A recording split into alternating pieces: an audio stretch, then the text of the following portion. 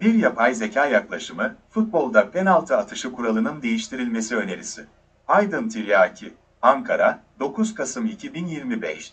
Bu yazıda bir öneriyi, farklı yapay zeka seçenekleri kullanarak, nasıl sunulabilir bir şekle getirebilirim çalışmasının aşamalarını bulacaksınız. Yazıda imzası olan yazar olarak fikir konusundaki yaratıcılık ve küçük dokunuşlar dışında her şeyi yapay zekaya bıraktım, 8 farklı yapay zeka kullandım. Sonuç: 9 Kasım 2025 tarihinden yapay zeka ve futbol için geleceğe birer belge. 8 farklı yapay zeka ile aynı promptta bugün gelen yanıtlarla, belki bir yıl sonra, belki 10 yıl sonra yapay zeka uygulamaları çok daha geliştiğinde gelecek yanıtların nasıl değiştiğini göreceğiz. Çevirilerdeki başarının değişimini de görmek için İngilizce metinleri de yazının içinde özellikle tuttum. Bir de futbol açısından bakarsak belki bu kural değişimi olursa bunun nasıl önerildiğinin bir belgesi olacak. Merhaba, hoş geldiniz. Bugün futbolun belki de en heyecanlı anını, yani penaltıyı kökünden değiştirebilecek çılgın bir fikre bakıyoruz. Ve bu fikri analiz eden, kim olduğunu asla tahmin edemeyeceğiniz gizemli bir uzmanlar paneli var. Fikir aslında çok basit. Penaltıya sebep olan faul kime yapıldıysa topun başına o geçmek zorunda. Düşünsenize 90. dakika skor berabere, defans oyuncunuz zar zor bir penaltı almış ve o anki baskıyla o kritik vuruşu yapmak zorunda. Sadece bu küçük değişiklik bile oyunu bambaşka bir hale getirmez miydi? Peki nedir bu radikal öneri tam olarak? Gelin detaylarına bir bakalım. Şimdi bakın, işin ilginç tarafı şu. Mevcut kuralda biliyorsunuz takımın en iyi penaltıcısı kimse o atar. Ama bu öneri diyor ki eğer penaltı bir faulden kaynaklandıysa hiç tartışmaya gerek yok. Faulü kim aldıysa vuruşu o yapar. Ama eğer ceza sahası içinde elle oynama varsa o zaman eski sistem devam, istediğiniz oyuncu kullanabilir. Yani net bir ayrım getiriyor. Peki bu fikir durduk yere mi çıktı? Hayır, aslında ilhamını çok bildiğimiz bir yerden, basketboldan alıyor. Hani orada faal yapılan oyuncu serbest atış çizgisine gider ya, işte o kural oyunun en temel adalet mekanizmalarından biri olarak görülür. Acaba futbola da böyle bir bireysel sorumluluk ve adalet hissi getirilebilir mi?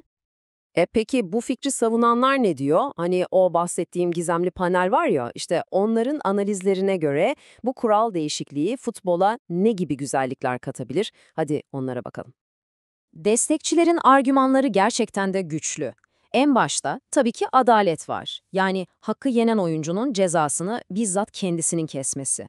Bu bile tek başına oyuna inanılmaz bir drama katıyor. Düşünseniz o anı. Maçın kaderi faulü olan ama belki de hiç penaltı atmayan bir oyuncunun ayağında.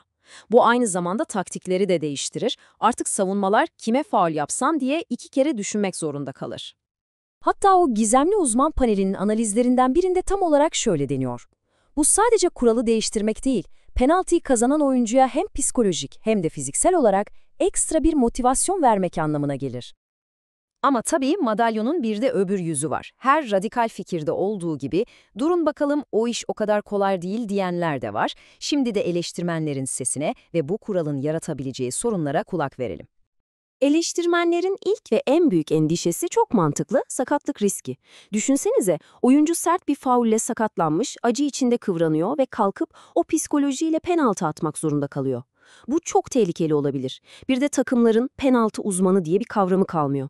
Ama en ilginç eleştiri şu: ya rakip takım penaltı atmayı hiç bilmeyen stoperinize bilerek faul yapıp size penaltı hediye ederse? İşte bu ironik duruma bir eleştirel incelemede de dikkat çekiliyor. Yani düşünsenize, adalet getirelim derken aslında faul yapan takımı ödüllendirmiş oluyorsunuz. Bu da önerinin temelindeki adalet fikrine resmen darbe vuruyor. Peki bir yanda bu kadar güçlü destek argümanları, diğer yanda bu kadar ciddi endişeler, bu kadar derinlemesine farklı açılardan bakan analizleri yapanlar kim olabilir? Dünyanın en iyi futbol uzmanları mı bir araya geldi? İşte şimdi bu anlatının en şaşırtıcı kısmına geliyoruz. Cevap: hiçbiri. Evet, yanlış duymadınız. Başından beri dinlediğiniz bütün o lehte ve aleyhte argümanlar, tüm o analizler insan uzmanlardan değil, tamamen yapay zekalardan oluşan bir panelden geldi. Peki bu acayip deneyi kim, nasıl yaptı? İşte karşımızda fikrin sahibi, yazar ve araştırmacı Aydın Tiryaki ve onun yürüttüğü bu benzersiz yaratıcılık deneyi. Tiryaki'nin yaptığı şey aslında çok zekice ve bir o kadar da basit. Önce aklındaki fikri olduğu gibi bilgisayara anlatmış, sonra bir yapay zekadan bu ham metni düzeltip toparlamasını istemiş. En sonunda da tüm yapay zekalara vermek için standart bir görev metni oluşturmuş ve bu görevi tam 7 farklı yapay zekaya gönderip sonuçları beklemiş.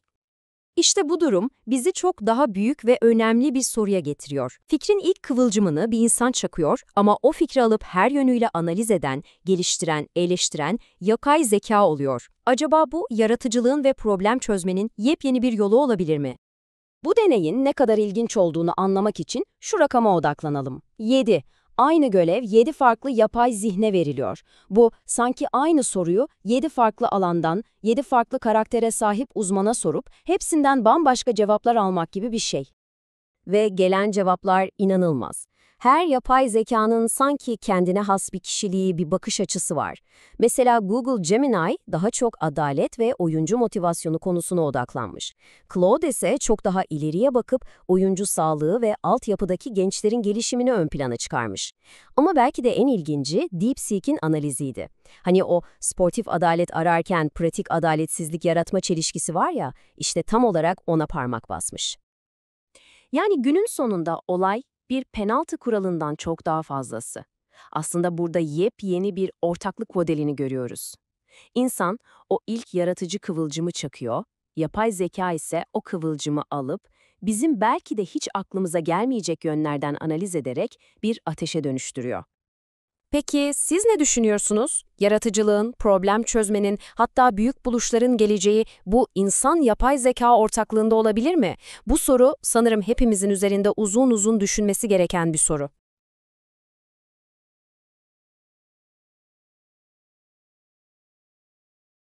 Futbolda en kritik anlar vardır ya, hani nefeslerin tutulduğu, işte penaltı vuruşları tam da öyle değil mi? Kesinlikle. O 12 adım, kaleciyle vuran arasındaki o psikolojik savaş, müthiş bir gerilim. Peki ya o anın kuralı, yani bildiğimiz, alıştığımız şekli değişse? İlginç bir düşünce. Nasıl bir değişiklik mesela? Daha da çarpıcısı şu, bu kural değişikliği fikrini alsak, bir de günümüzün popüler konusu yapay zekaya sorsak, onu analiz ettirsek ne çıkar acaba? İşte şimdi konu daha da ilginçleşti. Yapay zeka ve futbol kuralları. Beklenmedik bir ikili. Aynen. Bugün tam da bunu yapan bir çalışmayı, daha doğrusu Aydın Tiryaki'nin kendi blog yazısında anlattığı bir deneyi ve öneriyi konuşacağız. Yani kaynak tek ama içeriği zengin anladığım kadarıyla. Evet, Tiryaki'nin kendi anlatımı elimizdeki, içinde hem bence radikal sayılabilecek bir penaltı kuralı teklifi var, hem de bu teklifin güncel yapay zeka platformları tarafından nasıl ele alındığının hikayesi. Güzel. Peki bizim buradaki amacımız ne olacak bu sohbette? İki temel amacımız var diyelim. Birincisi, bu penaltı kuralı değişikliği önerisi. Yani mantığı ne, ne gibi artıları olabilir, ne gibi sorunlar çıkarabilir bunu anlamak. Tamam. İkincisi ve bence bu daha da merak uyandırıcı, yapay zeka bu tür yaratıcı, kural tabanlı düşünme işlerinde nasıl bir araç olabilir, neler yapabiliyor, sınırları ne, bunu görmek. Anladım. Hem futbol hem teknoloji yani. Kulağa iyi geliyor. Hazırsan o zaman bu katmanlı kaynağın derinliklerine dalalım bakalım. Dalalım. Şimdi önce biz zemini sağlamlaştıralım. Mevcut kuralı hepimiz biliyoruz aslında ama netleştirelim. Penaltı verildi. Takım sahada kimi isterse kaleci bile olabilir bu. Topun başına geçip vuruyor. Genelde de takımın penaltıcısı kimse o atıyor. Evet, en güvenilen isim seçilir genellikle. Stres yönetimi, teknik beceri önemli çünkü. Tiryaki'nin önerisi ise burada çok net bir ayrım getiriyor. Diyor ki, eğer penaltı ceza sahasında rakibe yapılan bir faul yüzünden kazanıldıysa, atışı sadece ve sadece faulü yiyen oyuncu kullanmalı. Yani bir nevi hakkını kendi ara durumu. İlginç, mağdur olan atışı da yapsın diyorsun. Aynen. Tabii istisnalar koymuş. Mesela oyuncu o faulde sakatlandı diyelim ya da zaten oyundan çıkmıştı. O zaman tamam yerine giren veya başka biri atabilir. Mantıklı bir istisna. Ama diyor ki Tiryaki, eğer penaltı faulle değil ve elle oynama sonucu geldiyse o zaman durum değişmesin. Mevcut kural devam etsin, takım istediğini seçsin. Anladım. Yani faul penaltısıyla el penaltısı arasında bir ayrım öneriyor atıcı konusunda. Kesinlikle penaltının sebebine göre atıcı değişiyor. İlk duyuşta nasıl geldi sana bu fikir? Biraz radikal mi? Yani kesinlikle üzerinde durup düşünmek lazım. Ezber bozan bir tarafı var, doğru. Kaynakta da belirtilmiş zaten. Temel ilham nereden geliyor biliyor musun? Basketboldan. Aa evet, orada faul yapılan atıyor serbest atışları. Aynen öyle. Kural net. Tiryaki de diyor ki bu prensibi futbola uyarlarsak oyuna daha fazla adalet duygusu katabiliriz. Belki yeni bir dinamizm de gelir. Yani mağdur olan telafiyi kendi yapsın fikri. Kulağa aslında mantıklı geliyor bir yandan. Sezgisel olarak adil duruyor, evet. Kaynakta hatta bu mantığın daha da genişletilebileceği, belki ileride tüm duran toplara, hani ceza sahası dışındaki serbest vuruşlara bile uygulanabileceği fikri de şöyle bir geçiyor. O biraz fazla iddialı olmaz mı? Bütün duran toplar. Olabilir, zaten hemen ardından bir ama eklenmiş. Yani futbolun köklü kurallarını çok sık kurcalamak, oyunun ruhuna, akışına zarar verir mi endişesi de var. Dengeli bir bakış açısı o zaman. Evet, yani fikir var ama riskler de konuşuluyor. Şey gibi, hani VAR ilk geldiğinde de çok tartışılmıştı ya. Evet, ne tartışmalar dönmüştü. Kaynak onu da hatırlatıyor. VAR gibi değişiklikler sonuçta futbola değer kattı diyor. Yani değişime tamamen kapalı olmamak lazım mesajı veriyor aslında. İşte tam bu noktada işin yapay zeka tarafı başlıyor ki bence deneyin en heyecan verici kısmı burası. Tiryaki bu fikri sadece "aha buldum" deyip bırakmamış. Ne yapmış peki? Resmen dijital bir laboratuvar kurmuş. Süreç de bayağı katmanlı ve modern teknolojilerle dolu. Önce kendi fikirlerini, önerisini, gerekçelerini filan bilgisayara mikrofondan konuşarak yazdırmış. Hani şu Word'ün dikte özelliği var ya. Evet, kullanışlı bir özellik. Ortaya çıkan o ham metni de alıp Microsoft Copilot diye bir yapay zekayla daha düzenli, okunur bir hale getirmiş. Burası hazırlık diyelim. Tamam, metin hazır. Sonra? Asıl olay şimdi başlıyor. Bu düzenlenmiş metni ve yapay zekalardan tam olarak ne istediğini anlatan çok detaylı bir komut metni. Yani istem, prompt hazırlıyor. Detaylı bir görev tanımı yani. Aynen. Ve bu istemi alıp günümüzün en popüler 7 farklı web tabanlı yapay zeka modeline veriyor. Kimler var? Google Gemini, OpenAI'ın ChatGPT'si, xAI'ın Grok'u, Microsoft Copilot, bu sefer analiz için, DeepSeek, Perplexity ve Anthropic'in Claude'u. Vay, bayağı iddialı isimler. Hepsine aynı istemi mi vermiş? Birebir aynı istemi. Adeta hepsine aynı sınav sorusunu sormuş gibi düşünebilirsin. Anladım. Peki bu sınav ne kadar kapsamlıymış? Sadece fikrin ne diye mi sormuş? Yok canım, çok daha fazlası. Çok spesifik görevler vermiş. Birincisi, demiş ki, bu öneriyi sanki gerçekten FIFA'ya gönderilecekmiş gibi resmi bir mektup formatında yazın. Tarihi 9 Kasım 2025 olsun, bilgi için TFF'ye de gönderildiği belirtilsin. Altında da Aydın Tiryaki, Ankara Türkiye imzası olsun. Bayağı resmiyet istemiş. Üstelik hem Türkçe hem İngilizce istemiş bunu. Çeviri yeteneğini de test etmiş yani. Başka? İkinci görev. Bu öneriyi daha eleştirel, akademik bir dille analiz eden, olumlu ve olumsuz yönlerini dengeli bir şekilde tartışan ayrı bir yazı hazırlayın demiş. Yine hem Türkçe hem İngilizce. Yani hem savunma hem de eleştiri. Çok yönlü bakış açısı. Ve üçüncü, biraz daha teknik bir görev. Eğer yapabiliyorsanız hazırladığınız bu resmi mektupları doğrudan indirilebilecek PDF formatında da sunun demiş. Bu ilginç işte. Sadece metin üretme değil, formatlama ve dosya oluşturma becerisi de istenmiş. Aynen öyle. Yani yapay zekaların sadece dil bilgisi, içerik üretme, çeviri gibi yeteneklerini değil, aynı zamanda formatlama, verilen talimatları harfiyen uygulama ve hatta dosya çıktısı verme gibi pratik becerilerini de ölçen, bence çok akıllıca tasarlanmış bir test olmuş bu. Peki sonuçlar nasıl? Bu 7 farklı yapay zeka öğrencisi sınavdan nasıl geçmiş? Özellikle o teknik görev yani PDF oluşturma işi ne olmuş mesela? Orada hemen bir ayrışma olmuş zaten. Kaynakta anlatıldığına göre ChatGPT, DeepSeek ve Claude bu PDF işini başarmışlar. Kullanıcıya direkt indirme linki verebilmişler. Demek ki bazılarının yetenek seti daha geniş bu konuda. Aynen. Bu bile onların sadece metin değil, belirli formatta çıktı üretebildiğini gösteriyor. Diğerleri mesela Gemini ve Grok biz bunu yapamayız demişler açıkça. Perplexity ise istemin o kısmını yanıtlarken hiç değinmemiş bile. Anladım. Bu bile modeller arası farkı gösteriyor. Ama tabii asıl merak ettiğimiz içerik. Yani kural değişikliği önerisi hakkında ne demişler? İşte orası daha da ilginç. İçerik analizlerine bakınca şaşılacak derecede benzer noktalara odaklandıklarını görüyorsun. Sanki hepsi aynı odada beyin fırtınası yapmış gibi. Gerçekten mi? Ortak noktalar neymiş mesela? Aynen öyle. Hatta Tiryaki'nin deneyde kullandığı bir başka yapay zeka aracı var, Notebook LM diye. Bu Google'ın farklı kaynakları özetleyip sentezleyen bir aracı. Onunla yaptığı özette de bu tutarlılık ortaya çıkmış. Neredeyse hepsi önerinin olumlu yönleri olarak şunları sıralamış. Dinliyorum. Birincisi ve en çok vurgulanan adalet hissi ve hakkaniyet. Yani faulü yeğenin atması daha adil hissettirir fikri. Bunu Gemini, GPT, Grok, DeepSeek, Copilot, Claude, Perplexity yani hepsi söylemiş neredeyse. Önerinin ana fikriyle uyumlu yani. Tam olarak. İkincisi, bireysel sorumluluk ve caydırıcılık. Bazı modeller, mesela Gemini, Grok, DeepSeek, Claude demişler ki bu kural faul yapanı 2 kere düşündürür. Çünkü faul yaptığı adam direkt gidip golü atabilir. Claude hatta oyuncuyu korumaya dolaylı katkı demiş buna. Mantıklı. Üçüncüsü? Dramatik etki ve artan heyecan. Maçlara yeni bir gerilim katmanı ekleyebilir diyorlar. Hani bireysel kahramanlık veya tam tersi başarısızlık hikayeleri çıkarabilir. Gemini, Grok, DeepSeek, Claude bunu belirtmiş. Düşünsene son dakika yıldız oyuncuya faul yapıldı, penaltıyı o atmak zorunda.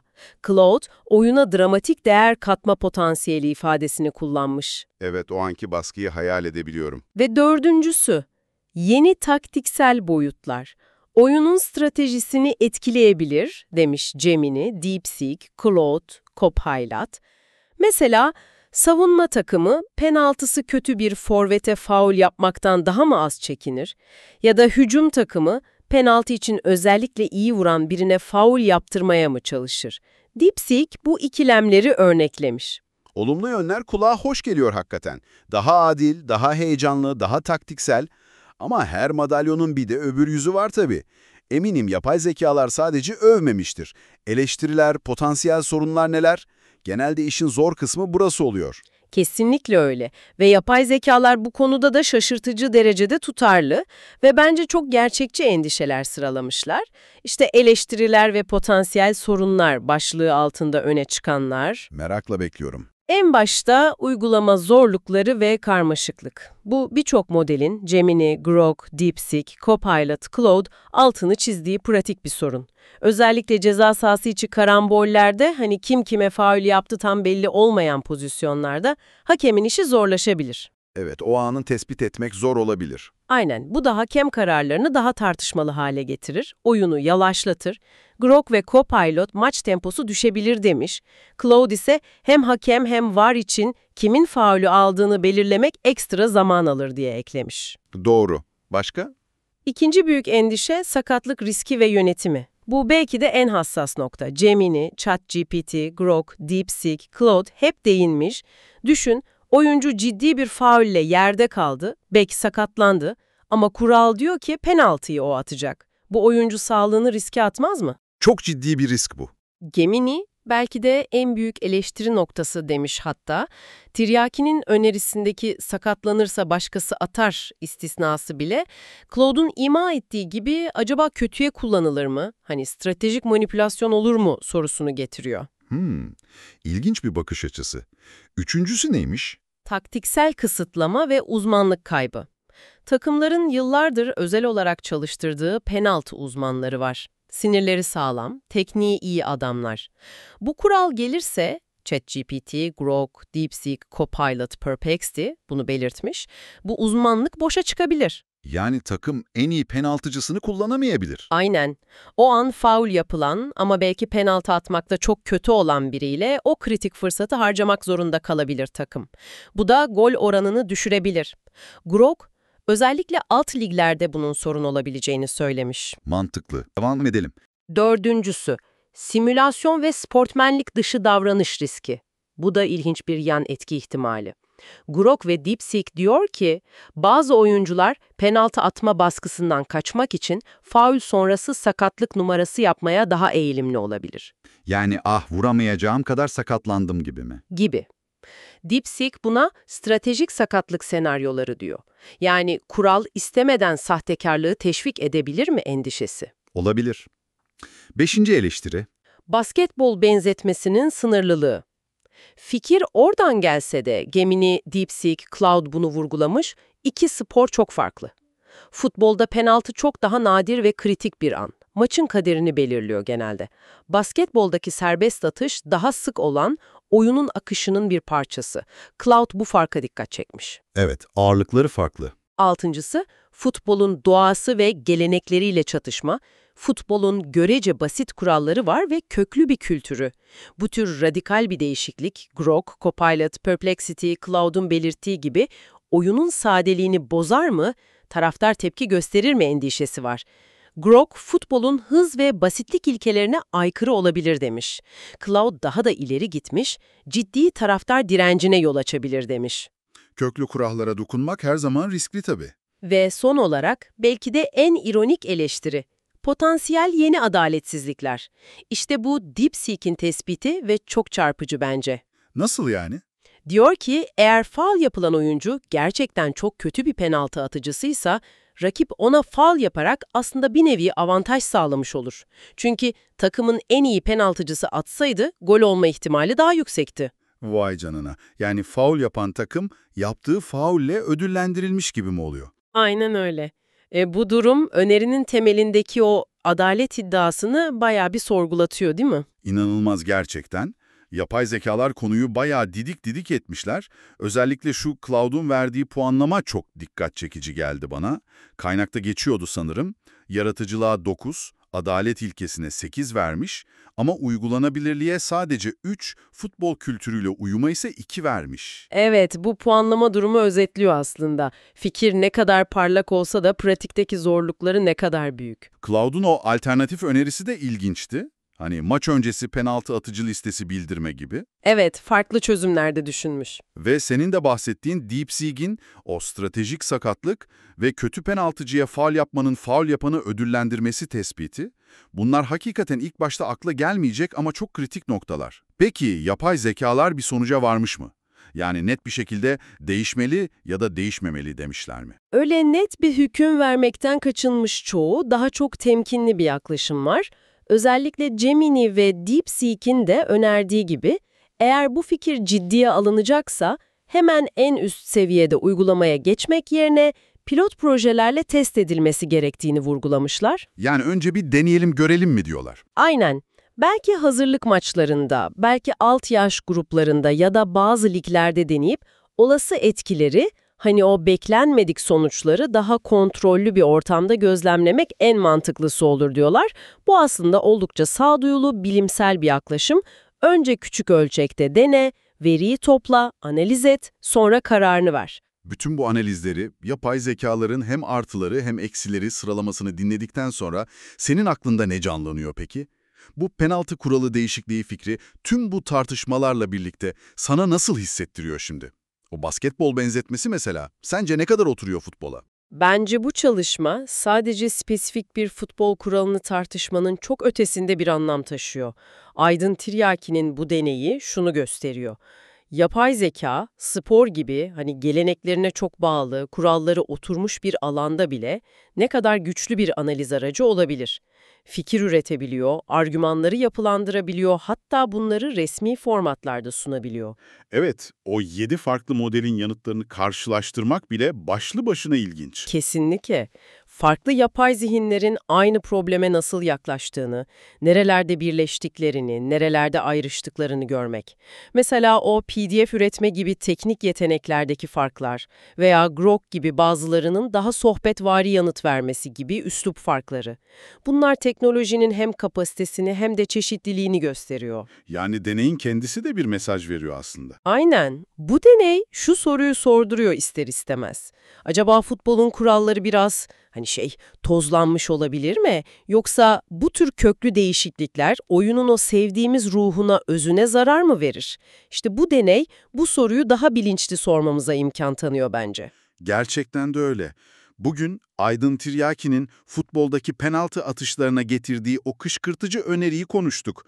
Yani faulü yapan değil, faule maruz kalan penaltıyı kullansın fikri. Tabii elle oynamalar hariç tutularak ve bu fikri test etmek için yapay zekayı nasıl çok yönlü bir araç olarak kullandığını detaylıca inceledik. Evet, hem önerinin kendisi hem de bu önerinin 7 farklı popüler yapay zeka süzgecinden geçirilip sonuçların bir 8. yapay zeka yani NotebookLM ile sentezlenmesi süreci gerçekten üzerine düşünmeye değerdi. Yapay zekaların ortaya koyduğu o lehte ve aleyhte argümanlar, potansiyel riskler, faydalar, adeta kapsamlı bir fizibilite çalışması gibiydi değil mi? Kesinlikle ve belki de kapanışta akıllarda kalması gereken bu spesifik kural değişikliği önerisinin de ötesine geçen bir soru şu olabilir.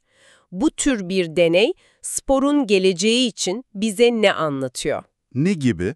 Yani yapay zeka sadece mevcut kuralları analiz etmekle kalmayıp, olası kural değişikliklerinin potansiyel etkilerini modellemede, sahadaki akışı nasıl değiştireceğini öngörmede, hatta belki de bizim fark etmediğimiz sistemsel adaletsizlikleri veya oyunun geliştirilebilecek yönlerini tespit etmede nasıl bir rol üstlenebilir? İlginç bir gelecek senaryosu. Düşünsene, gelecekte Uluslararası Futbol Birliği Kurulu İFAB, yani kuralları koyan o nihai merci veya diğer sporların yönetim organları yeni kural tekliflerini değerlendirirken bu tür kapsamlı yapay zeka analizlerini standart bir prosedür olarak kullanır mı? Olabilir mi gerçekten? İşte Aydın Tiryaki'nin bu bireysel deneyi bu tür büyük soruları artık daha somut bir zeminde düşünmemize vesile oluyor bence ve üzerine kafa yormaya gerçekten değer.